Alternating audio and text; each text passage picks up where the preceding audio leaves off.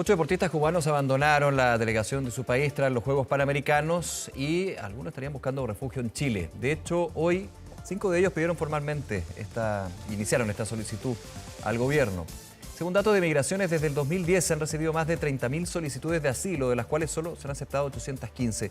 Vamos a hablar de este caso, de este contexto también. Para eso estamos en contacto con el director del Servicio Nacional de Migraciones, Luis Taller. Director, muchas gracias por acompañarnos en Canal 24 Horas. ¿Cómo le va? Buenas tardes, Nicolás.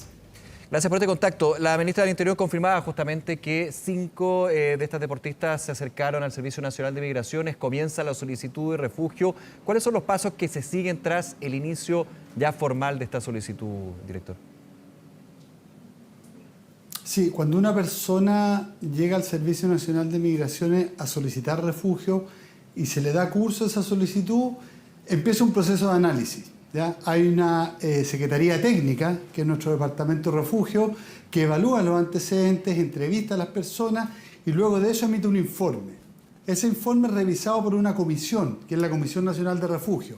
¿Ya? Ahí se evalúa este informe en base a los antecedentes y se recomienda a la Subsecretaría de Interior, al Subsecretario de Interior, el reconocimiento o no de la condición de refugiado o refugiada según los antecedentes. Es un proceso que normalmente dura varios meses, ¿ya? Pero es relativo su duración en términos de los antecedentes que se presenten, el fundamento que tengan, principalmente. ¿De qué depende esa duración? ¿Qué lo hace relativo, director? Lo que pasa es que si, por ejemplo, un país está en guerra, ¿ya? Si, por ejemplo, el caso de Ucrania, Okay. ¿ya? Cuando llegan solicitudes de Ucrania, evidentemente que los antecedentes fundados de que las personas solicitantes están en riesgo, digamos, su vida está en riesgo, están siendo perseguidas, son mucho más evidentes que en algunos casos, ¿ya? En las solicitudes de refugio hay, por decirlo así, muchos grises, ¿ya? Hay muchas situaciones que es necesario corroborar, que es necesario ver con detalle, y eso hace que algunos casos sean más complejos que otros de resolver. Por ejemplo, en el caso cuando se esboza persecución política, me pongo en el caso, es así, ¿no? Claro, efectivamente, cuando hay persecución política es necesario tener los antecedentes, ver qué antecedentes puede tener la persona, qué antecedentes la Comisión de Refugio y la Secretaría Técnica pueden recabar también en los países de origen en términos del contexto. Se revisan informes, una serie de situaciones que permiten que las solicitudes ingresadas, ¿ya?, que son recomendadas favorablemente, tengan todos los fundamentos para que puedan ser finalmente reconocidas y acceder a este estatus de refugiado, que es un estatus de protección internacional que compromete al país con la protección de la persona. Lo compromete con 2 principios que son claves. Primero, el principio de no devolución. Vale decir, una persona que es reconocida como refugiada no puede ser regresada, no puede ser expulsada al país de origen, dado que su vida, digamos, está corriendo peligro ahí, y el Estado chileno la ha reconocido como tal. Y hay otro principio que es muy importante, Nicolás, que es el de confidencialidad. Es muy importante mantener en resguardo y en reserva las identidades de las personas y todos aquellos elementos que puedan identificarlas, dado que eventualmente pueden ser objeto de persecución por agentes del Estado. Ese es el punto. Por eso la confidencialidad es clave y es una situación base, digamos, de este proceso que se inicia cuando se solicita el refugio. Exactamente, las personas solicitantes, independientes, o sea, en el proceso, ¿ya?, una vez que ingresan como solicitantes y aún no se las ha reconocido, en el proceso ya acceden a este sistema de protección. Para decir, las personas que están solicitando refugio, les aplica el principio de no devolución, ¿ya?, y les aplica también el principio de confidencialidad, puesto que eventualmente pueden ser efectivamente personas que requieren ser reconocidas como refugiadas. Usted nos explicaba muy claro, director Luis Taller, lo que es el proceso que comienza con estos cinco deportistas que presentan ya la solicitud. Se suma a un anterior deportista que también se señalaba hace algunas horas ya comenzó este proceso. Ahora, se entregan recomendaciones. ¿Cuáles son los factores, los elementos que tienen que estar dentro de esta recomendación y que hacen una diferencia, lo digo en el buen sentido del concepto, ¿no?, entre una persona y otra que hace la solicitud? Aquí se ve el caso a caso. Sí, la normativa es sumamente clara, ¿ya?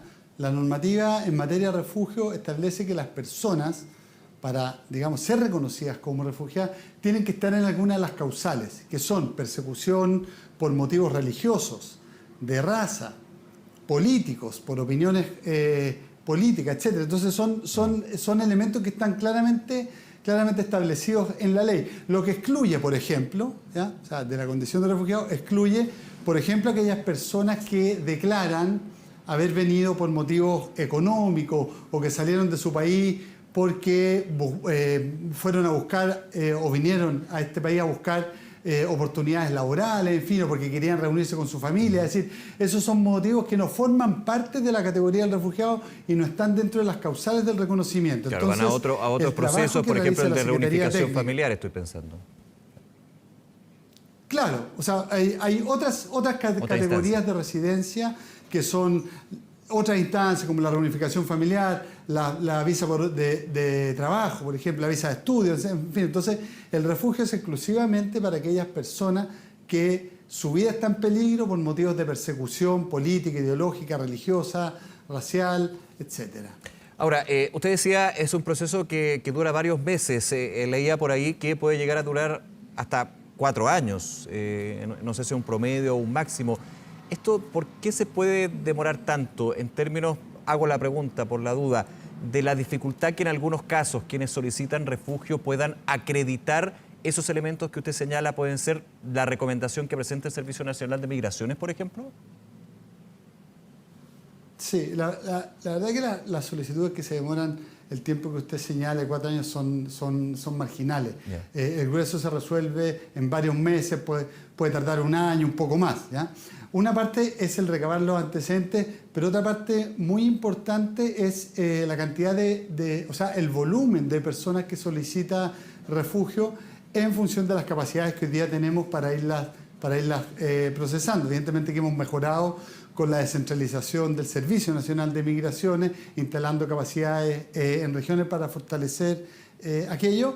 Pero de todas formas, una de las dificultades que enfrentamos hoy día es que muchas personas ven en el refugio, que es un instrumento de protección internacional, una herramienta para regularizar su situación migratoria. Vale decir, personas que, por ejemplo, hayan ingresado de manera irregular a nuestro país y no estén en una situación de riesgo en su país de origen, pueden ver en el refugio una opción de regularizarse, ¿ya? Pueden ver una opción de entrar en esta categoría de solicitante y acceder de esa manera a una visa. Entonces tenemos esta dificultad de ingreso al sistema, que hoy día efectivamente estamos no solo fortaleciendo capacidades, sino que también buscando regular con un cambio legislativo que establezca una fase inicial que permita descartar aquellas opciones, aquellas solicitudes manifiestamente infundadas. Director, hablamos ya de 6 deportistas. Este es el caso por el cual estamos conversando esta situación. Se podría extrapolar a otras situaciones, pero en el caso de estos 5 deportistas cubanos, comienzan lo que es la solicitud de refugio en nuestro país. ¿Cuál es la condición migratoria que tienen actualmente al iniciarse este proceso? ¿Los tiempos que tienen en términos de visas? ¿Pueden trabajar, por ejemplo, durante ese tiempo, ese proceso que ya comienza? Sí, perfectamente. Una vez que ingresan como solicitantes, o sea, lo que ocurrió hoy día con este grupo de personas, ellos obtienen una visa que tiene una extensión de 8 meses, ¿ya?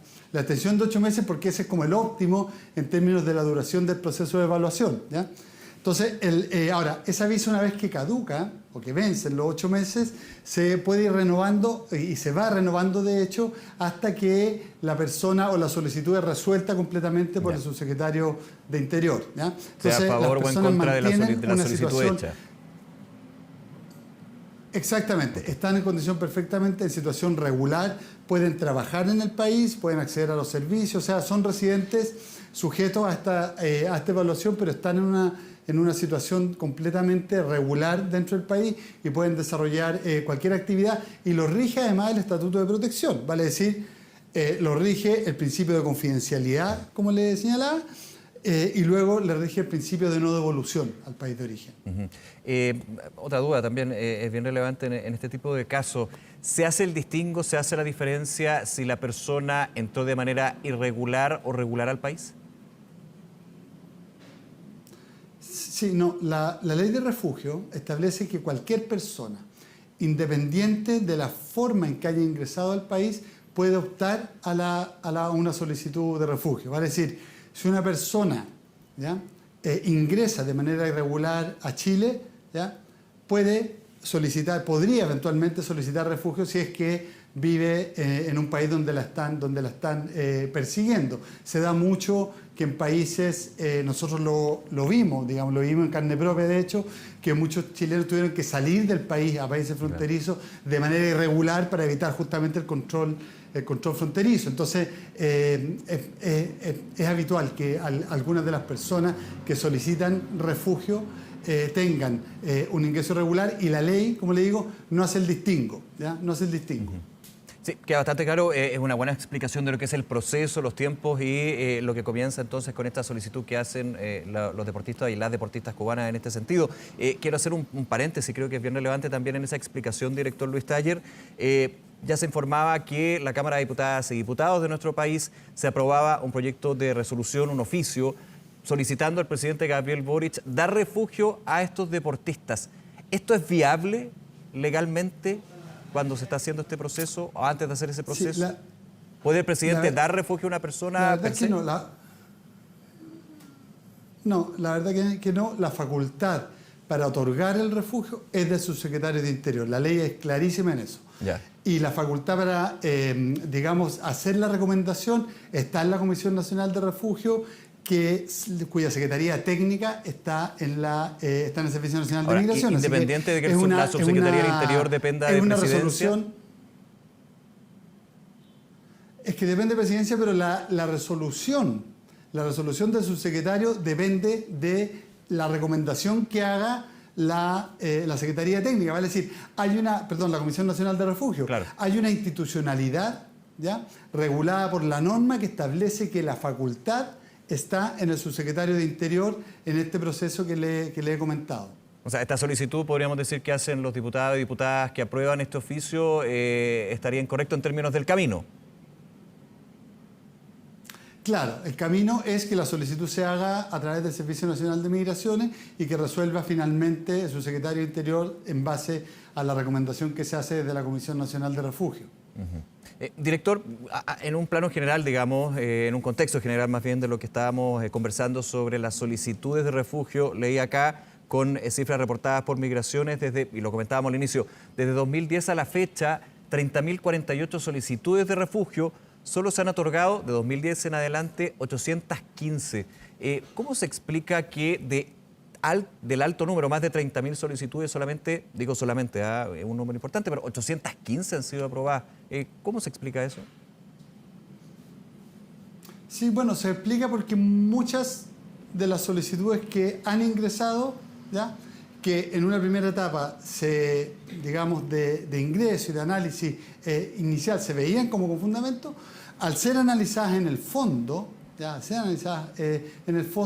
después de que se le hace una entrevista a la persona, se demostraron que no tenían el fundamento para acceder a la categoría de refugio. Se demostró, por ejemplo, que en la entrevista las personas efectivamente demuestran que vinieron por motivos económicos o que no tienen un temor de volver a su país de origen, o muchas veces, en la gran mayoría de los casos, la persona declara haber vuelto al país de origen y haber vuelto a venir a Chile y pidió refugio, pero pasó por el otro país. Entonces, hay tan pocos reconocimientos finalmente porque los fundamentos que se analizan no han sido meritorios como para otorgar más solicitudes, y hay muchas personas, como le decía al comienzo, que erróneamente utilizan o buscan utilizar en el instrumento del refugio una forma de regularizar su situación en Chile. Luis Taller, director del Servicio Nacional de Migraciones. Nuevamente, director, gracias por acompañarnos, explicarnos y hablar sobre este tema aquí en Canal 24 Horas. Que le vaya muy bien. Muchas gracias, Nicolás. Buenas tardes. Hasta luego, buenas tardes.